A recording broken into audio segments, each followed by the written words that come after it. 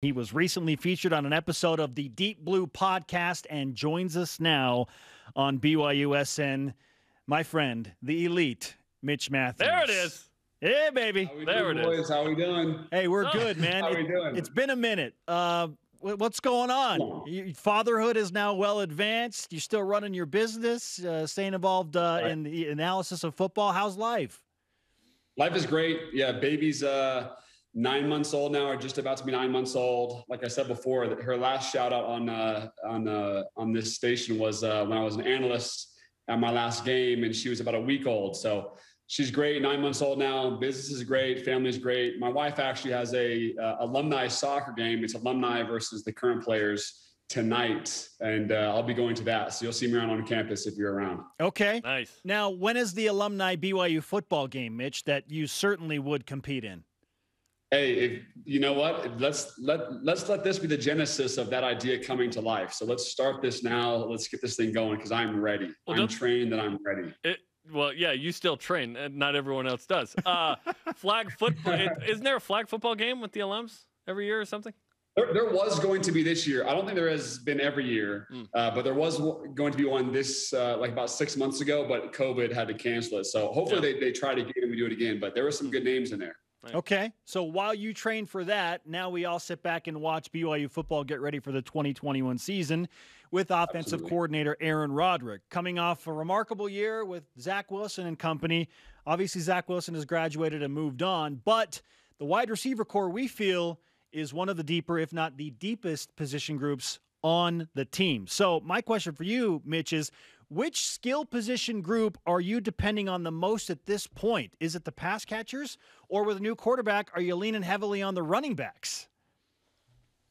You know, you're asking someone who's going to be very biased towards one specific group, and that would be receivers. However, though, as deep as the receiver group is, there is so much talk and so much probably anxiety in the receiver room on who's going to start, who's going to get the ball more, who are these two new brothers, who are these new guys, these young guys. And so the most consistent groups that we have, the guys that are returning and have had fantastic years, are the tight ends and are the running backs. So I'm actually not saying the receivers are necessarily the go-to group. However, can they become that after game 2 or 3 or 4? Absolutely. I think they're the deepest receiver group that BYU has seen in the last 20 years. And before 20 years, I don't even know BYU before then. So I'm just saying in my lifetime, they're the deepest that I've seen. But the running backs are super stout and they have a lot of talent there. But my favorite group right now to watch for is probably the tight ends, because they come off a fantastic year with Isaac Rex last year. Wish we would have had more Matt Bushman, but with Dallin Holker coming back off his mission, I've actually trained with him at our gym here a couple of times, and he looks unbelievable. He looks NFL ready. He's big, he's fast, he's strong. So I'm really excited to see how those guys do. And they all have great experience, just like the running backs. And I can't wait to see the receivers emerge and show off their depth. It's pretty awesome because a lot of guys returned, obviously, right? A lot of guys left for the NFL, notably Dax Milne. But because of COVID, you get a lot of dudes that are here. And on BYU's roster right now, there's 3 seniors listed because last year essentially was a free year for everybody. So that's gnarly. Okay, let's talk about the receivers. What do you think of this group? And you mentioned super deep. Who do you like? What do you like about them? I mean, I think Gunnar Romney is super, super consistent. He's very athletic too. I really like him. I like how he plays. But Neil Powell, I've seen a bunch of him too. He has probably the most upside out of all the receivers. I think he's got to string a little bit of it together. I think he's got to be more consistent. I think he's got to play a little bit more like a senior, like someone who wants to go play in the NFL. But that guy has a lot of upside. And I'm really, really excited to watch him, Neil Powell, and Gunnar Romney lead this team. But then these two new guys, these brothers, I'm very biased towards them as well because I play with Kainaku, their older brother, and I know that bloodline is strong and as athletic as ever. So this group is very deep, very talented, and very strong. And there's probably a lot of healthy anxiety in that receiver room. Everyone looking around who's playing better than the other. And they're probably all raising their level of play because of all the talent in that one room. Yeah, it's super exciting. Regarding Gunnar Romney, after a game last year, Spencer, in all his wisdom, called him the best receiver between the twos in the country because he's having a hard time just getting into the end zone right there, right? He's making these crazy catches. He's landing like at the 2 or the 1, including in practice the other day. As a guy who's 5th in BYU history in receiving touchdowns, what advice would you give to Gunnar Romney about getting in the end zone? Long arms, just like me. Big hands, long arms. You gotta have that reach. If you're at the 2-yard line, man, you just got to lean in and reach. I mean, honestly, I think that's one of those things that's going to haunt him. There's no such thing as like a 2-yard line or 1-yard line ability that someone has to get in the end zone. I think he's got plenty of a nose for the end zone. I think those things, though, landing at the 2-yard line, the 1-yard line, are so not fun to be right there, that I think this year he'll make certain that these things can't be said about him again, right? He's going to make sure he's in the end zone, and that Katoa and that Algier, they don't get that 1-yard touchdown and take all the credit for his work. So I'm guessing right now, and I know right now, he's thinking these things and saying, forget this, I'm going to have 5 or 6 more touchdowns by just leaning in and sticking in the end zone.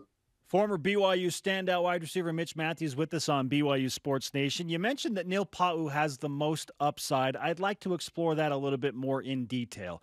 Why do you feel like Neil Pa'u is the guy that has the most room to grow and to take over as that leader? I wish I knew him more on a personal level. I played with his older brother, Butch, but they're a very, very athletic family. He has a lot of plays that, as a former player, he has this pop and this X factor about him that just makes you go bug-eyed and shake your head like, how did that just happen? How did he just do that? How did a guy as big as him make that move? And is that shifty? And it draws you in to say, what else can this guy do? And so I think he's that X factor for BYU, but he's shown some inconsistencies, and maybe it's because he's played behind Dax Milne and Gunnar Romney, and he hasn't been like that consistent starter. I think if he's put as that consistent starter with Dax being gone, it'll force him to level up, play smart, and play consistent. And he has that factor about him that as a former player, you watch, you say, okay, this guy's got that it factor. It's hard to explain, but he's got that it factor about him.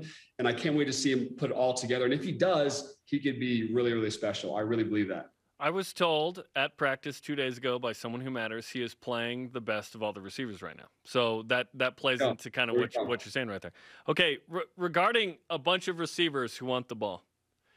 Receivers at times can be needy, right? How do you keep all these guys happy, Mitch? The honest truth is you can't. I mean, even I was with Cody Hoffman 2 days ago. We were playing some golf. And even him was like, man, I wish this year I would have got the ball more. I'm like, man, you had a 100 catch season. What are you talking about? Right?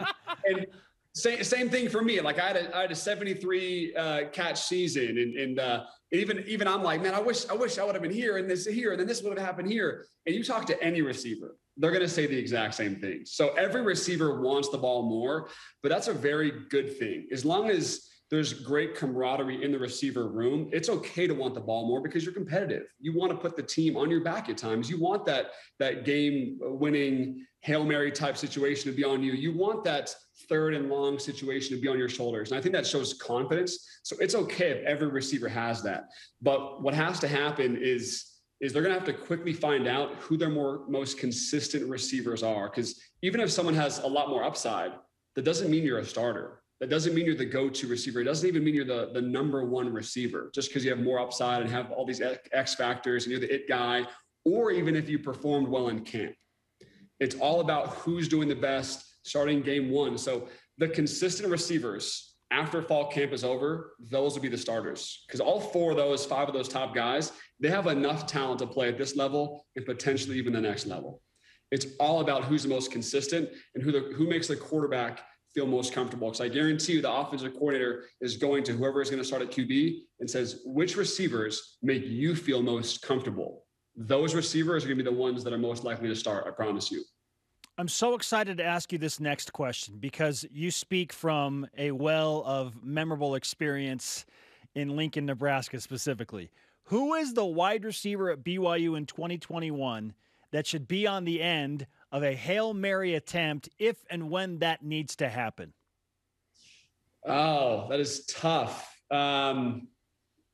I'm going to have to give that one because I know him and I've seen him the most. He's extremely consistent. I have to give that one to, well, is it receivers alone or is this all position groups? Anybody. Let's say anybody. Any pass catcher. Oh, I'm going Isaac Rex on that one.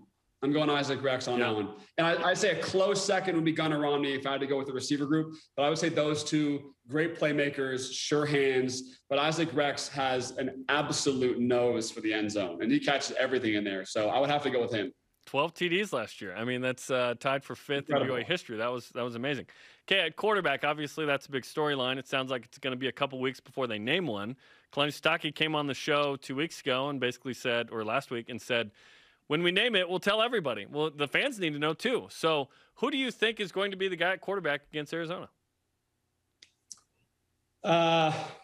It's a tough one. I mean, because both of them have had enough tape and have had enough games to show that they're worthy of playing, right? Both of them have started games. Both of them have won big games. Both of them have played big.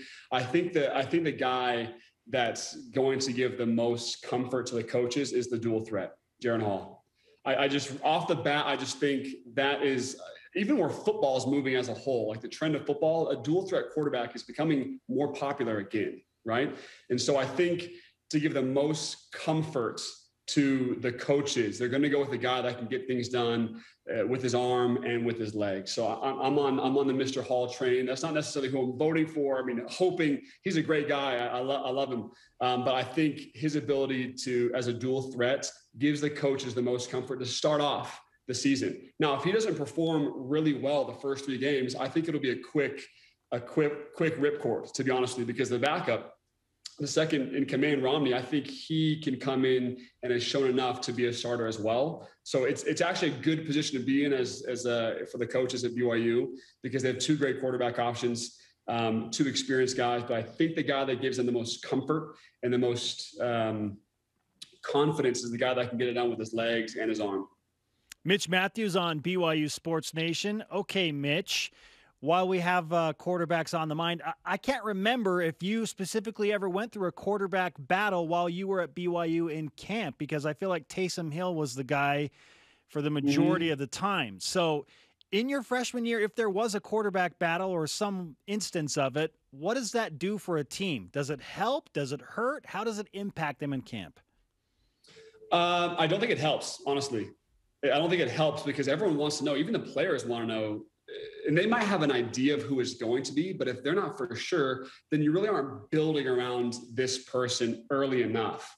You don't want it to be a 50-50 battle, coming to the first game of the year. You want the starter to be there from spring ball and the summer workouts, and you want him to be the captain and leading the team for a long, long time and have that experience. So I don't necessarily know if it's healthy. It's probably healthier for other position groups to see who's going to emerge.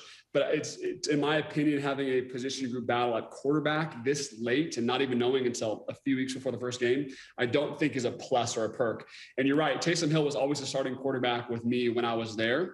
But I always had a switcheroo. I had Riley to James Lark. I had Taysom to Christian Stewart, and then Taysom to Tanner Mangum. So I had, I think, 5 different QBs in my career. So I know what inconsistency in terms of who's going to be the quarterback. I've had that before. I had all great quarterbacks, but having a fall camp battle of QB, I never experienced. But I know that they would rather have a lock-in starter 9 months before then, so they can build around that person, change the offense around what style of quarterback that person is. So it's not a bad thing, but I definitely can't say it's a good thing. Mitch, what a great opportunity for us to catch up with you. It's been too long, so let's not wait 9 months again. Right, exactly. All right, my friend, let's give you some BYU Sports Nation karma for life in general. Take care of that beautiful daughter and wife that you have, and we'll talk to you again soon. I will, guys. Thanks so much. We'll talk to you soon. You got it. Mitch Mathews on BYU Sports Nation. Love Mitch, dude. He's great.